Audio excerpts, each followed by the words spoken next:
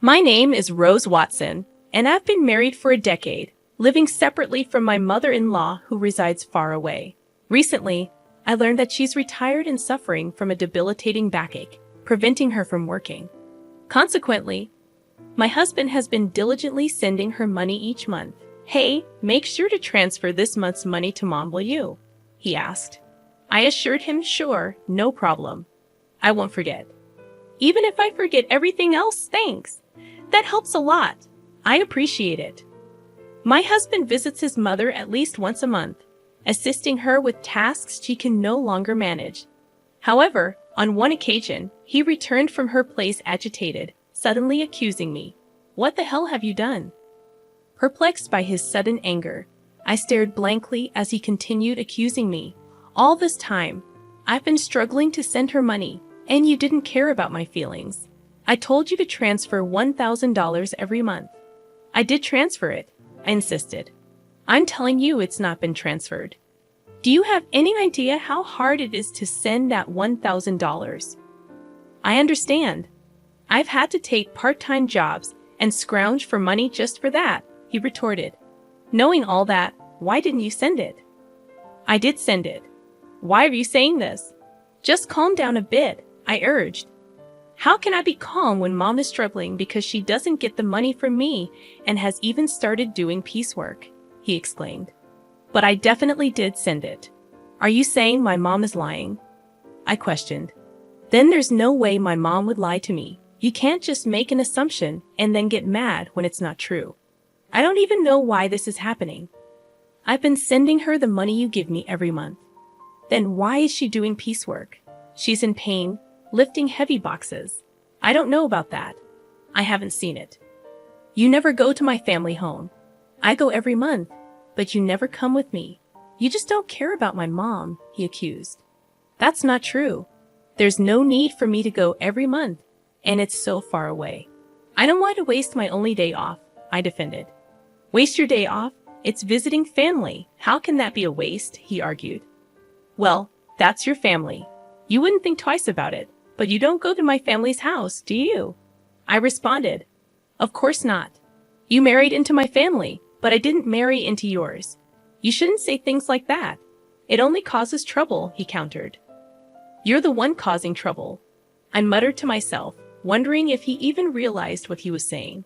Frustrated, I tried to escape to the kitchen, but he followed me, still angry. "Huh. I'm not running away. I just want you to calm down. Maybe we should have a coffee and talk this through," I suggested. "I don't need that. Give me back all the money I've been giving you to send to my mom," he demanded. "Why are you saying that? I'm your wife of 10 years. I've never lied to you. You should just believe me when I say I've sent it," I pleaded. "I bet you've been spending my money. What'd you buy? Where's the $1,000 going every month?" he accused. If I had bought something, there'd be new things in the house, right? But there aren't. If it were clothes, there'd be new clothes, but there aren't. I haven't bought a single piece of jewelry since we got married. "I don't understand why you're accusing me," I defended. "Even so, you must be using it for something. Or maybe you're saving it for yourself? Planning to leave me?" he speculated. "Why would you even think of divorce?" "We have kids," I questioned, bewildered by the sudden turn in our conversation. I would never entertain such thoughts. How am I supposed to know I can't trust someone who lies like you? "Why won't you understand that I've been sending the money to your mom?" "Then why isn't it reaching her?" "I have no idea. Could you be sending it to the wrong place? No way. I have your mom's bank account number registered with a bank. Unless she changes it, there's no way that could happen. Then the only thing I can think of is that you're stealing it." "Stealing?" "Yeah, that's right. You're stealing my money, not sending it to my mom. That's it. I want a divorce. I can't be with a thief like you. Let's get divorced. It's clear you've been stealing the $1,000 meant for my mom every month." "Hold on. Why does it have to come to this? What about our kids?" "I don't care about the kids. I don't need a wife who makes my mom suffer." No matter how much I tried to have a rational conversation, my husband just couldn't stay calm. and to say he didn't care about our kids. I've been desperately trying to make him believe me, but it's been hours of getting nowhere. Then there's nothing else to be done. After 10 years together, thinking this, I quietly responded to his demand for divorce. All right, divorce it is. Kicked out by my husband, I left the house with our child. Make sure you file the divorce papers. Conveniently, he had already prepared the divorce papers, as if he knew this would happen. I never thought I'd have to sign something like this, but now there was no other choice. I left the house, went straight to the office to file the papers, and decided to stay at my parents' house for now. My child was shocked by the sudden turn of events, but all I could do was reassure them with empty words. It's going to be okay. Then, after settling down in a new place with my child, I got a call from my ex-husband, Mark. Something weird is happening. Out of the blue, Mark started talking as if we were still married. What do you want with me, a stranger? Now, I know we're strangers. You call me suddenly. Don't even ask about your child, and say something weird is happening. You sound much weirder, you know. Well, here's the thing. I've been sending the money to my mom myself, but she says it's not being transferred. Maybe you're not transferring it. That's impossible. I did it myself. I don't know about that. Maybe you're doing it unconsciously, or perhaps you only dreamed you did it. Don't compare me with you. Then don't call me. I'm not free to deal with this. You're working as usual. So, you're free. How much more will he belittle me? He must think I'm just sitting around doing nothing. My bank statement shows I sent the money. The money's been withdrawn, but my mom says she didn't receive it. What do you think that means? Maybe you sent it to the wrong person. Then where did I send it? I don't know. Maybe you're giving it to some other woman.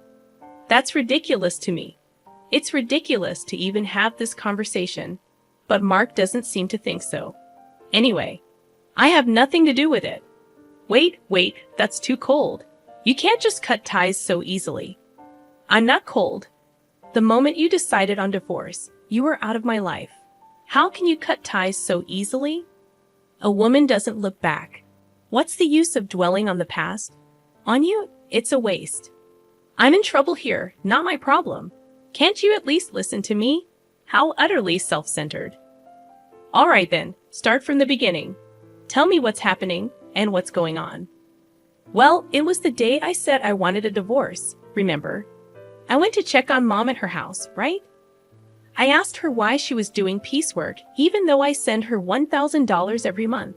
She said she hadn't received any transfers, so she had to do piecework to get by. Now I get it. That's why you were so angry, and you thought I was pocketing the money. Yeah, that's right. But even when you transferred it yourself, it didn't get there. Yeah, that's what's happening. So doesn't that mean it wasn't me? Well, I don't know about that. When you were in charge, maybe you were pocketing the money. That's awful. If that's what you think, then I'll go to your family's house myself. What are you going to do there? Maybe I'll find out something if I go. Yeah, maybe. So we ended up going to my husband's family house together for the first time in a while. When we got there, his sister was there. Oh, why are you here, Selena? I came back because I'm worried about Mom. What about your husband? We're divorced, just like Mark. Oh, so you divorced and came back to your family home? Yes, I did. When did you come back? 6 months ago. 6 months? Never mind that. Mom, is it true that you didn't receive the money I sent? It's true. It doesn't change the fact that the money wasn't received, whether both of you are here or not. But did you print out your account record in your bank book lately? Yes, I did. Just 2 days ago. Can I see the bank book?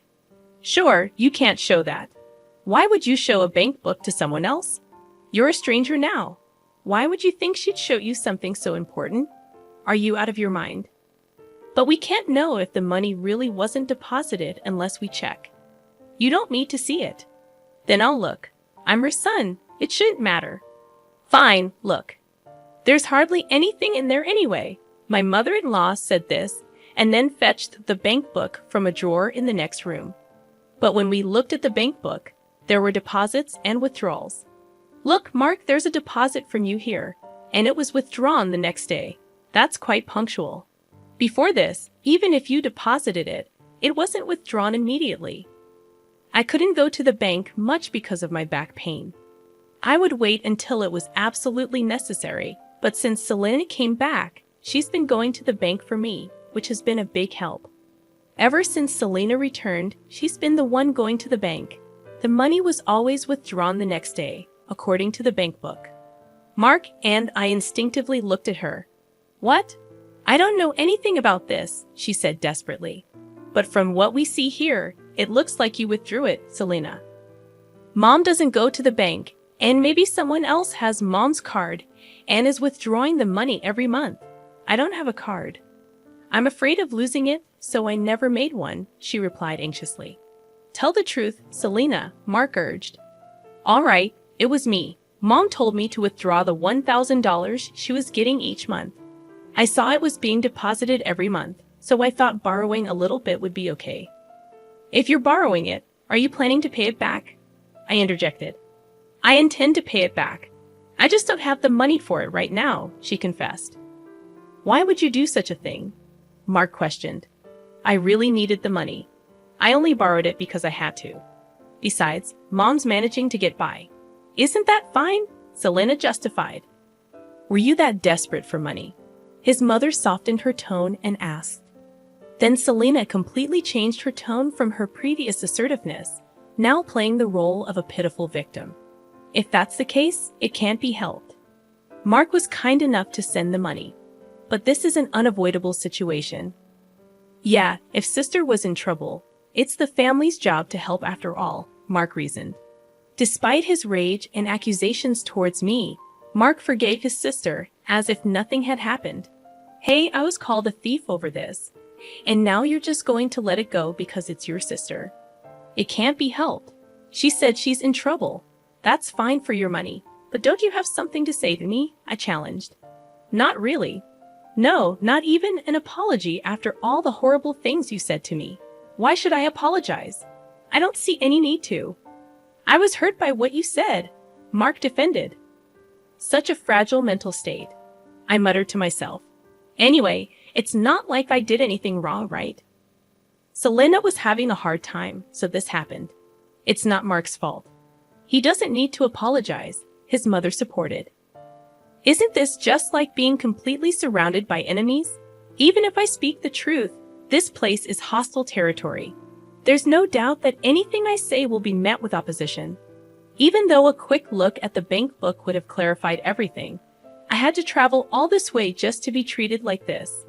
Fine, if cutting ties with you costs me this much, it's a small price to pay. I'm leaving. Drive me to the station, I demanded. Why do I have to take you? We're divorced, remember? I don't have to do anything for you, a stranger, Mark retorted. Because I came all this way for you. You asked me for help, I argued. Did I? I don't remember asking you to come. I just wanted some advice. You came here on your own. You can leave on your own too. Mark snapped. That's right. You're not a couple anymore. Why should he take you? It makes sense for a husband, but not for a stranger, his mother added. What a group. No thank you or sorry for solving the issue. After spending 10 years with such a man, it felt like such a waste of time. Fine, I'll take a taxi. I don't need you, I declared, frustrated. I called the taxi and somehow managed to get home. As I arrived home, tears of frustration streamed down my face, and I swore never to listen to that man again. However, after a while, my husband called me. Maybe he had changed his mind and was about to apologize for what happened. Perhaps he'd explain that he had to act that way in front of his sister and mother. But my expectations were shattered. Can you lend me some money? He asked abruptly. Shouldn't you say something to me first? Oh, long time no see, I replied. That's not what I mean. You're being troublesome, you know. It's not normal to ask for money without even apologizing first. That's not true. We were a married couple after all. You could say we were a united fate. That's not the case anymore. The day we split up, our united fate dissolved. I still think we're a united fate, though. He keeps saying whatever he wants. So lend me some money, will you? Why? The truth is, I found out Selena has a huge debt. Wait, it's been quite a while since that day. Didn't you ask her what she spent the money on? I couldn't ask her that. It would have been too pitiful. Money is a delicate subject. Maybe her ex-husband had something to do with it. Or there might be some other reason. Sure, there must be some reason. But you should have asked about it for the future, right? I trusted her because we're family, and yet there was no trust for me at all. Well, I've known Selena way longer than I've known you. Yeah, since we were born. That's why I trusted her. I thought everything would be fine, but in the end, it wasn't fine. So what happened? It turns out she had a huge debt, and the $1,000 a month wasn't enough.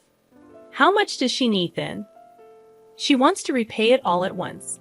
It's true that paying it off in one go would save on interest, but I don't have that kind of savings. So why did you contact me? Because you said you had a good amount of savings when we were in the car going to your parents' house. I remember. I was insulted by him, saying I must be struggling without money since our divorce, and that I would have stolen the money if he continued to ask me to make the transfers. Angered by his belittling words and the assumption that I couldn't survive on a part-time job, I ended up revealing that I was trading stocks and making a good profit. But would that lead to an ex-wife being asked for a loan? Selena says she's in debt for $30 million. $30 million? Yes, so please lend me the money. It's okay, right? First, why does she have such a huge debt? I was curious too, so I asked her. It turns out most of it was from shopping, and it's all brand items. She just can't control her desire when she sees them and ends up buying things. She put everything on revolving credit, so the interest adds up, and she keeps buying more every month. Before she knew it, her debt reached $30 million. She's really careless. Mark, laughing off his carelessness, is quite careless himself. She didn't understand how revolving credit works. She thought she could just pay a set amount each month, and eventually it would be paid off. I guess I can understand that feeling. I can't understand it at all. How could she take such a risk? And wasn't this the reason for her divorce? Now she finally realized the interest is piling up, and it's becoming a serious problem, so she came crying to me, but I don't have that kind of money. I told her I couldn't give more than $1,000 a month. Then she suggested borrowing from you. What? Why me? You said we were strangers, and you didn't even need to drive me to the station. That's all in the past. The past should be washed away like water under the bridge. What a selfish and convenient way of thinking. Would anyone accept that? So you could afford to lend it, right? Well, yes. I do have that much in savings. Then lend it to me. I just made a lot of money with stocks recently, so you win some, you lose some with stocks, right? Yeah, that makes sense. But didn't you say stocks were like gambling? Isn't it gambling? You always ridiculed me for playing the stock market, calling it a gamble. Right, did I? When you wanted a divorce, you hurried to separate because you said having a wife who gambles on stocks would lead to trouble. I said that when I didn't know how much you had saved. So that's why you asked me how much I had. That time you ridiculed me, but then I mentioned I had savings. Well, yeah, I didn't expect you to have that much, but I'm glad. I inquired, but even at that stage, you still dismissed it as gambling. Well, yeah, but let's not worry about it. I was foolish. All right, that's not all right. You are really cruel, and now you want money I saved for our child.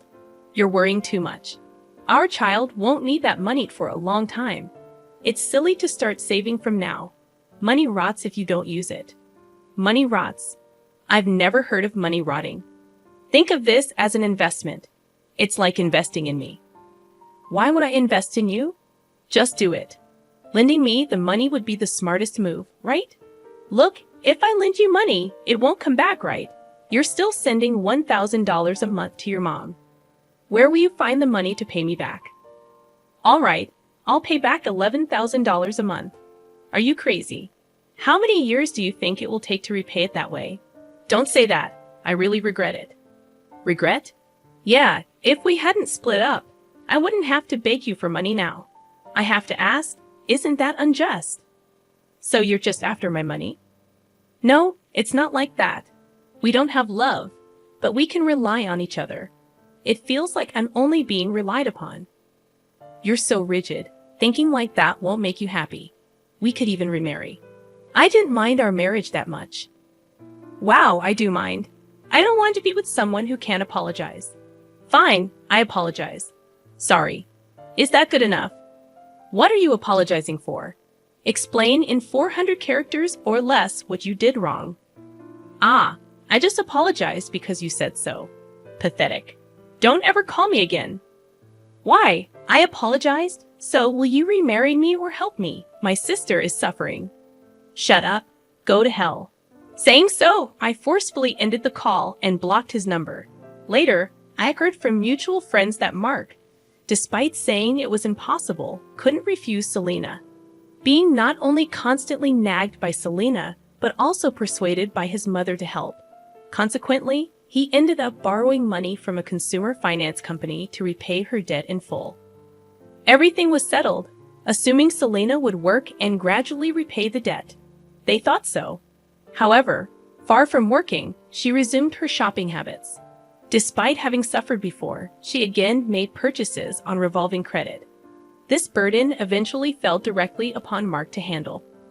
When they confronted her about why things turned out this way, she reportedly said, "I never intended to buy anything." By the time I realized it, I had already processed the credit. Mark and his mother, naively believing Selena's words, just accepted it, saying she must be sick. They neither devised any solutions nor took her to a hospital, despite thinking she is ill.